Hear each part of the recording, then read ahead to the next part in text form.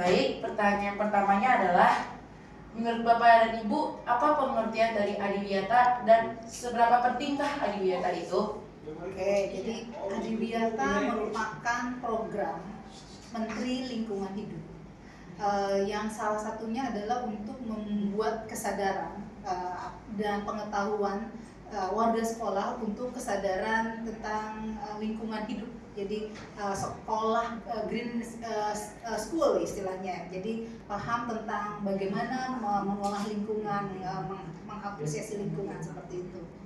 Beberapa penting sekali karena lingkungan ini kan harus dijaga supaya dia tetap bisa ada air, ada udara yang segar nanti yang buat yang akan datang, maka perlu dijaganya sekarang gitu. Dijaganya dengan apa? Dengan kita tahu bagaimana peduli terhadap lingkungan, seperti itu pendapat saya. Jadi adiwiyata itu lebih berfungsi sebagai organisasi buat menjaga lingkungan sekitar. Sebenarnya bukan organisasi, program ya. Jadi program Menteri Lingkungan Hidup.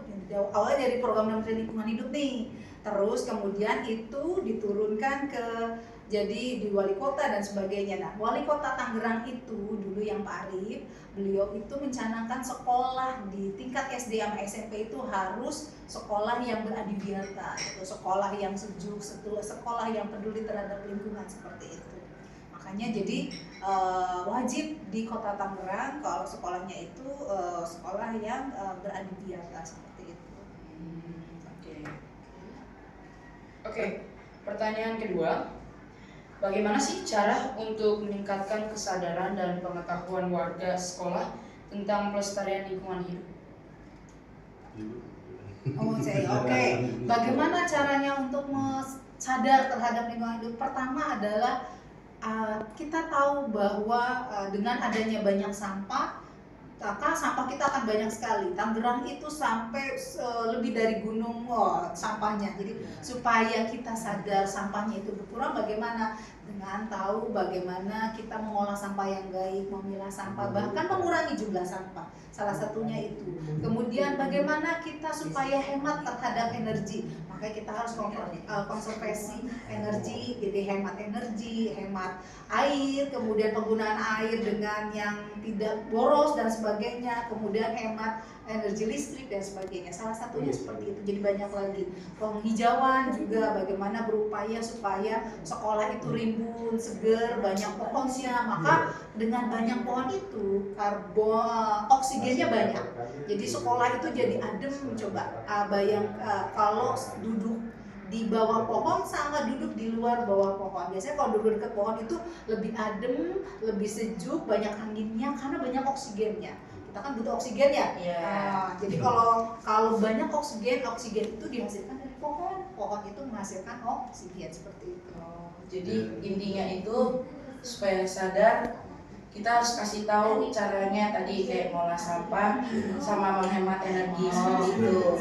Dan kami juga dari pihak Dinas Lingkungan Hidup itu rajin sekali bersosialisasi gitu ya, ke sekolah-sekolahan gitu kan ya, ke pondok pesantren, ke warga. Ada yang namanya binaan bank sampah gitu kan, yang pemilahan sampah, ada sedekah sampah programnya gitu kan, untuk mengurangi timbunan sampah gitu kan ya, dan penghijauan di kota kita ini.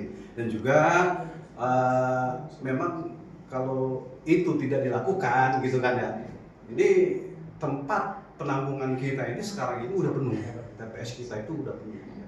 Kalau TPS kita udah penuh, kita udah nggak bisa buang sampah kemana-mana lagi ya. Akhirnya nanti timbulnya itu, kalau tidak dikasih pengertian gitu kan ya, timbulnya nanti banyak masyarakat yang memang membuang sampahnya nanti pada ke jalan gitu kan ya. Ya sampai sekarang ini pun memang masih kurang gitu ya rasa ininya, peduliannya ya terhadap masalah kebersihan, hijauan gitu kan ya.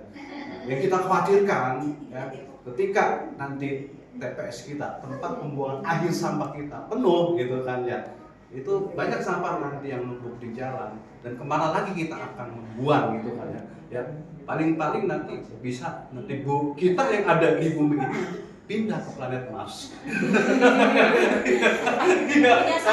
Iya, karena isinya bumi ini Ya, udah kebanyakan sampah. sampah. Iya udah kebanyakan sampah gitu kan ya. Makanya itu tadi kalaupun memang ada masyarakat atau pelajar yang memang ingin menimba pengalaman mengenai pengolahan sampah dan sebagainya, ya dipersilakan datang ke dinas lingkungan hidup, atau sebaliknya kalau memang itu diperlukan untuk sosialisasi ya bisa nanti dari dinas lingkungan hidup perwakilan datang ke sekolah atau ke lingkungan ke RW untuk sosialisasi masalah pengurangan sampah dan pemanfaatan sampahnya. Itu tambahan.